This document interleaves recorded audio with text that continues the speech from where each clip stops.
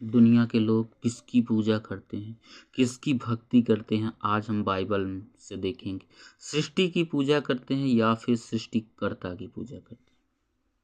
मैंने बोला है बाइबल किताब रोमियो 1 का और वचन नंबर 18 से पढ़ते हैं।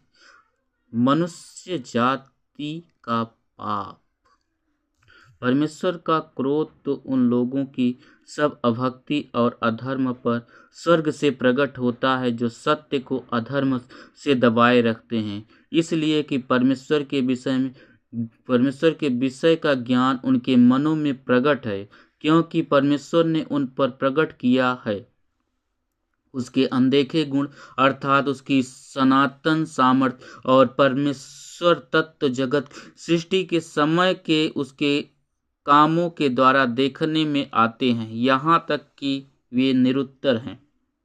इस कारण कि परमेश्वर को जानने पर भी उन्होंने परमेश्वर के योग्य बड़ाई और धन्यवाद न किया, परंतु व्यर्थ विचार करने लगे, यहाँ तक कि उनका मन अंधकार हो गया।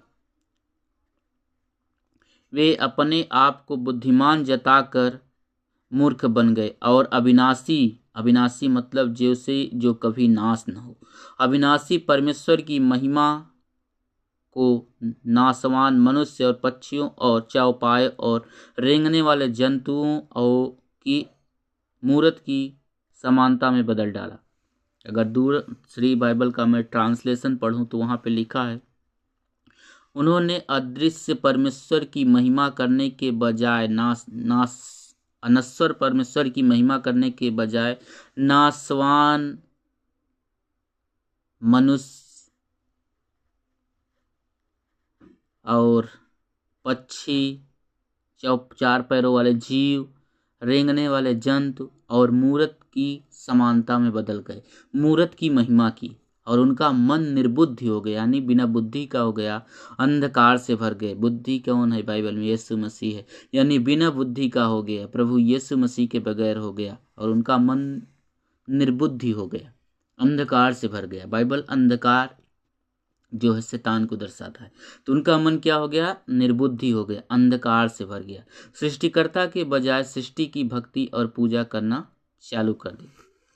इस कारण परमेश्वर ने उन्हें उनके मन की अभिलाषा के अनुसार अशुद्ध काम करने के लिए छोड़ दिया कि वे आपस में अपने शरीरों का अनादर करें, क्योंकि उन्होंने परमेश्वर की सच्चाई को बदलकर झूठ बना डाला और सृष्टि की उपासना और सेवा की, सृष्टिकर्ता की नहीं, सृष्टि की,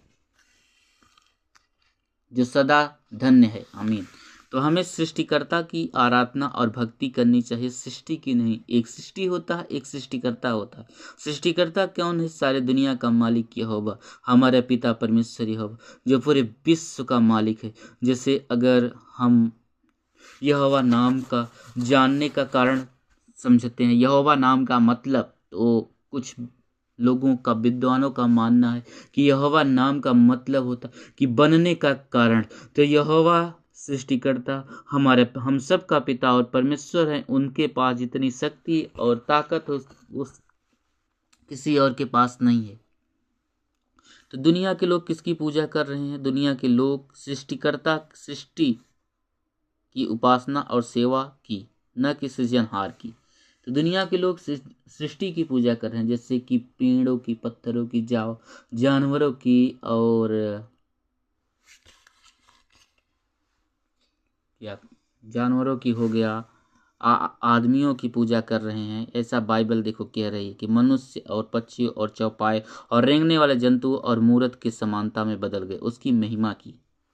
परमेश्वर अदृश्य, परमेश्वर का आत्मा, क्योंकि परमेश्वर का वचन कहता है यूहन्ना 4:24, परमेश्वर तो आत्मा है, परमेश्वर तो आत्मा है, उसकी आराधना करने वालों को आत्मा और सच्चाई से आराधना करनी चाहिए। तो परमेश्वर हाड़ मांस नहीं है, परमेश्वर आत्मा है, और आत्मा को देखा नहीं जा सकता, महसूस किया जाता। जैसे हम हवा को नहीं देख सकते, वैसे परमेश्वर को नहीं देख सकते, उसे हम अपने जीवन में महसूस कर सकते हैं, क्योंकि परमेश्वर का वचन कहता है 1 कुरिन्थियों 3:16 की क्या?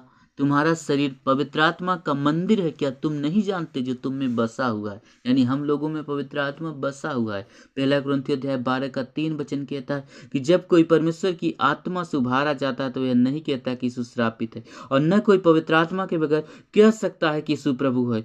तो दुनिया के लोग किसकी पूजा कर रहे हैं? सृष्टिकर्ता की पूजा कर रहे हैं। सृष्टिकर्ता की नहीं बल्कि सृष्टि की पूजा कर रहे हैं। पर हमें बाइबल कहती है कि सृष्टिकर्ता की भक्ति करनी चाहिए, उसकी पूजा करनी चाहिए, जो सारे संसार का मालिक है, सबके जान का मालिक है। जैसे यहेजकेल किताब में परमेश्वर ने लिखा है कि सबके जान का मालिक, यहेजकेल 18:4 में लिखा है कि सबके जान का मालिक मैं हूँ यहोवा। यशायाह 38:5 में लिखा है। यूहन्ना 14:6 प्रभु यीशु मसीह ने क्या कहा? सत्य, मार्ग और जीवन मैं ही। तो दुनिया के लोग किसकी पूजा कर रहे हैं? सृष्टिकर्ता की नहीं कर रहे हैं, बल्कि सृष्टि की पूजा कर रहे हैं। पर हमें सृष्टिकर्ता की पूजा करनी चाहिए। सृष्टिकर्ता कौन है? सृष्टिकर्ता यानी पूरे दुनिया का मालिक कौन है, अब हम बाइबल से देखेंगे।